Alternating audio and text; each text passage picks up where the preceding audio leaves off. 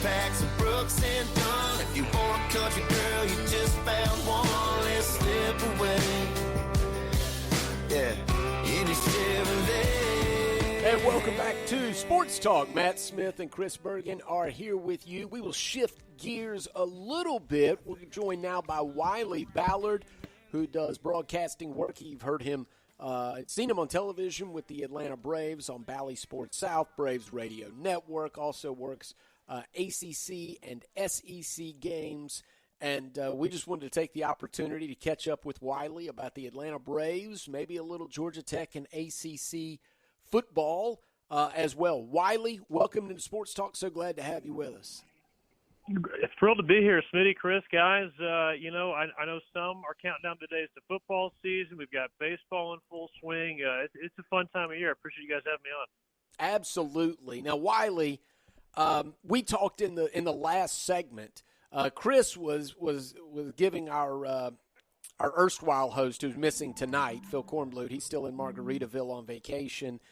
He's a Yankees fan, and we were just talking about how long the season is. The Yankees all of a sudden look like they can't beat anybody after looking like world beaters.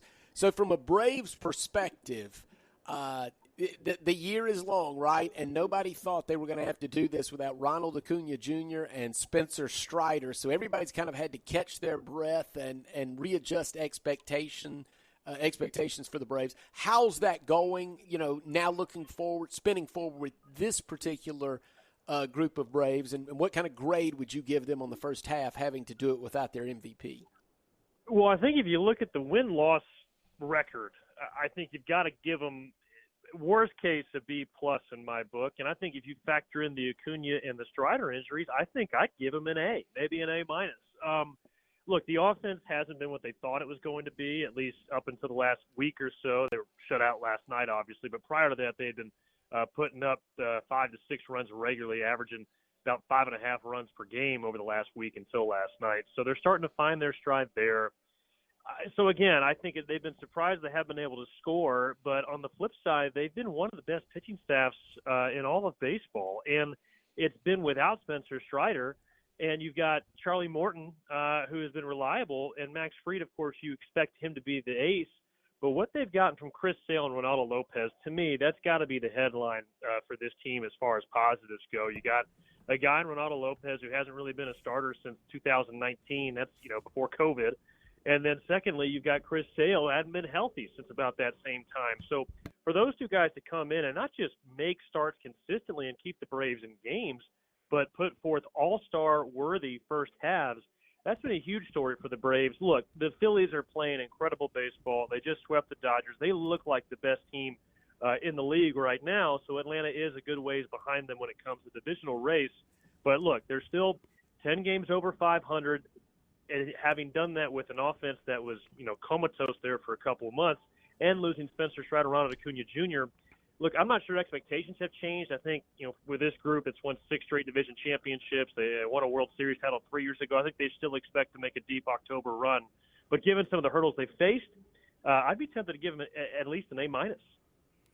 Wiley, I think you're spot on. At 51-41, had you told anybody in the Braves organization before the season began, here's the injuries you're going to have to deal with to Acuna and also Spencer Strider, but you'd be 10 games over 500 approaching the All-Star break, I think everybody would have signed up for that. The unknown factor was how good the Phillies will be, but take the Phillies out of the mix for a moment, sitting at 9.5 in front of the Braves as we hit the All-Star break.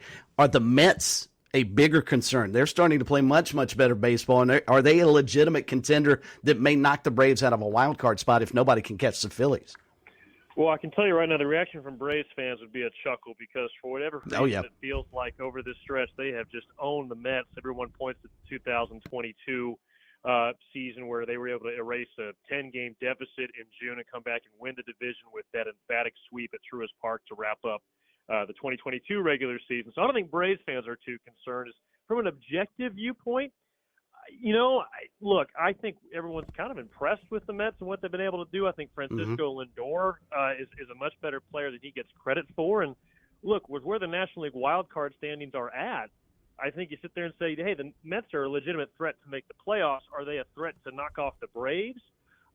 Again, I feel like almost everyone, both inside the Braves organization and around baseball, feels pretty confident that guys like Austin Riley, Matt Olson, Ozzie Albies, they have better second halves in store than what we saw, these last several months. And so in some ways, I kind of feel like the Braves, from an offensive standpoint, it's just hard for me to imagine them not picking it up considerably. And so even if the pitching does take a step back, I still feel confident this is a Braves team that's going to be right around 90 wins, which, look, it's not the 100 wins they've had the last couple of years. But to me, I have a tough time seeing the Mets getting to 90. But, hey, 84, 85 wins could get you into the playoffs in the National League. Speaking of the National League, I saw today, and I think it's great for the game itself that Paul Skeens is going to start the All-Star game on Tuesday for the National League. And Wiley, he'll be the first rookie to start the National League All-Star game, the All-Star game for the National League since Hideo Nomo did it, way back in the mid-'90s. The times you've been able to watch him pitch, because we here in South Carolina, I'm sure you guys over in Georgia kept an eye on him when he was at LSU, but what has impressed you most about him? And do you think that was the right decision by the National League to select him to throw on Tuesday to start the game?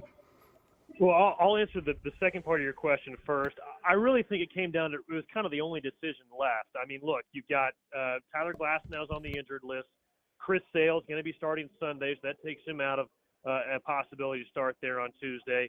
And then you've also got Zach Wheeler, who's missing his last start. He's got a little bit of a back issue. So I think it was an easier decision for Torey Lovello, the National League manager, just because of those factors. And if it comes down to him or Ranger Suarez, look, it's a television event. And I think you think about the moments in the All-Star game that we all remember. I mean, the one that comes to mind for me is, Pedro Martinez striking out 5 of the 6 batters he faced. I think it was 1999. I think of a guy like Shohei Ohtani starting and then leading off offensively 3 years ago, at the top of the lineup. So I think, the All-Star game for me is always, it's more about moments. And I don't think we remember too many of the guys who started these games as far as the box score is concerned. So for me, I look at it as we have an opportunity for a moment with Paul Skeens on the mound. Again, just 11 starts, ERA below 2.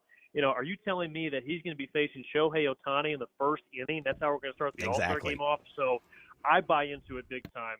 As far as what I've seen him in person twice. I saw him in person when he was in Atlanta, struggled with his command, really didn't look that sharp, and then all of a sudden you get to the 6th inning and he's gone 6 innings, allowed 1 run. And that 1 run was the leadoff homer from Kelnick. So, as good as the stuff is, guys, what I was most impressed with is how he's able to compete and really putting his team in a position to win despite not having his best stuff. And then you touched on it in South Carolina. I did the game between LSU and Auburn last year when he made the start in Auburn. And, guys, I mean, look, the fastball is electric. It's impressive. But, that night the secondaries were jumping out.